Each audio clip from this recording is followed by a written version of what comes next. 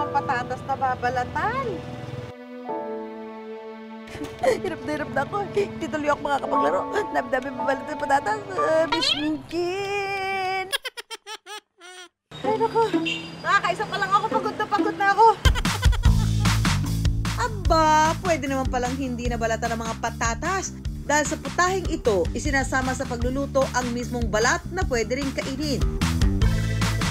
Hindi lang siya nang mabubusog, pati na ang bulsa dahil sa dala nitong kita. Ito ang negosyong malakas dahil sa patatas.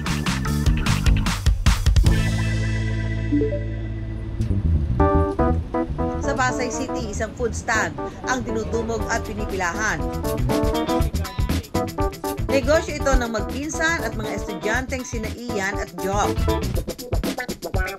Hello! Ito sila yung mga may-ari ng patatas, si Ian at saka si Job. Bakit ito naisipan yung business? Nahilig ba kayo sa patatas? Pareho? Opo, mahilig po kami sa patatas. Nakita rin po namin to sa social media, sa TikTok, kay Spadman tsaka kay Spad Bros po. Sila po yung original galing UK. Jacket potato ang tawag sa putahing ito mula United Kingdom. Gawa ito sa baked potato o patatas na may iba't ibang toppings. Tinawag itong jacket potato dahil inihahanda ito ng may balat pa. Mainam daw sa kalusugan ang balat ng patatas dahil sa taglay nitong fiber, potassium at mga antioxidant. So magkano naging puhunan niyo dito? Nung una po is 500 lang po. Tapos po nung susunod po is 1.5 lang.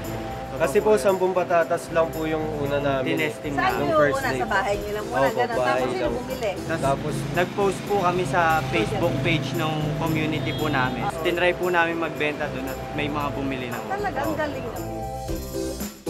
Ang negosyong sinimulan lang sa bahay, kumikita na raw ng 6 digits kada buwan. Naglakas loob din sina Ian at Geoff na pasukin ng pagnenegosyo kahit hindi ito in line sa kanilang kurso.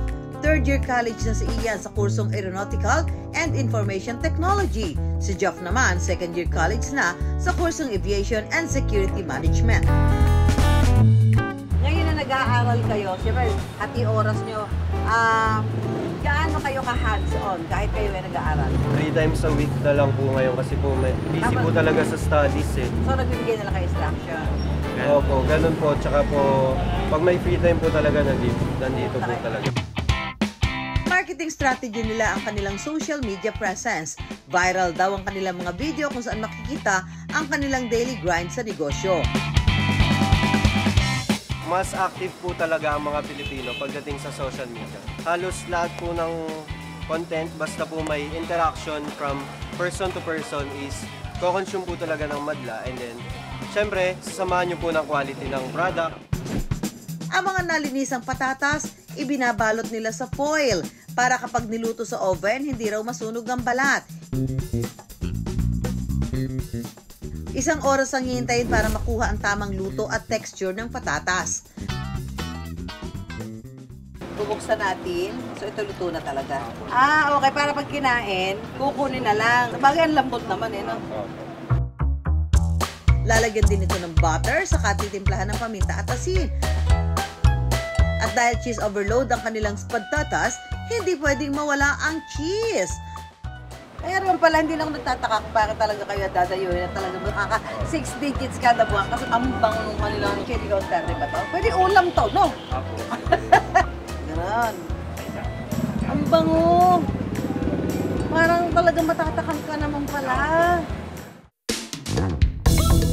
Ang large serving na ito, 135 pesos lang. Bukod sa kanilang ultimate chili cheese con carne, may dalawa pa silang bestseller para sa Cheesy Potato Heaven. Gagamit ng 1.5 patatas. Bahagya rin itong imamash o dudurugin. Lalagyan ng butter, salt, and pepper. Saka ang grated cheese at ang kanilang cheese sauce. At budbura ng crispy bacon. Para naman sa garlic bacon bomb, imbes na cheese sauce, garlic sauce ang ilalagay.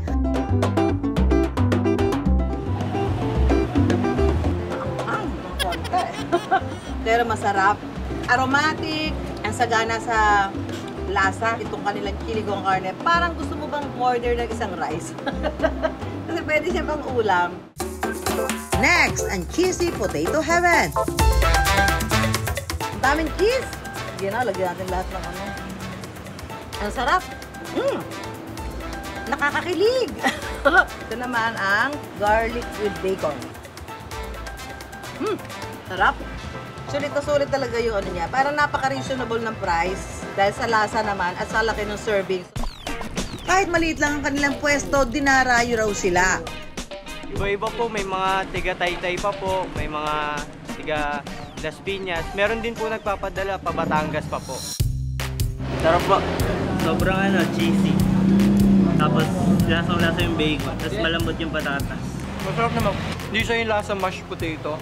Yung texture po niya sobrang solid po. Then overloaded din po siya sa toppings. Mahirap pagsabayin ng pag-aaral at pagnegosyo, pero may mahalagang aral silang natutunan. Kahit po pagod ka, huwag ka nasusuko. Pwede ka magpahinga pero huwag kang titigil.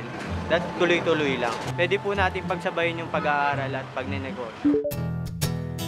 Walang pinipiling edad ang pagninegosyo, pero mahirap din kung isasabay sa pag-aaral. Pero sa tamang diskarte, hindi malayo ang pag-asenso dahil sa patatas.